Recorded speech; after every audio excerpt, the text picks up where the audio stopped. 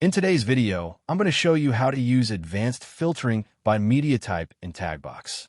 First, log into your Taggbox dashboard and open the social feed you want to manage.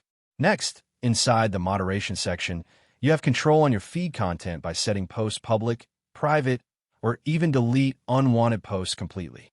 Now, click on the filter option and choose your preferred post type or media type. Here, you can filter your content based on formats like text only, with image, with video, or UGC tag products. For example, if you only want to review video posts, simply select with videos, and Taggbox will instantly display only video content. From there, you can easily manage each post individually by marking it public to show on your feed, setting it private to hide it, or deleting it entirely.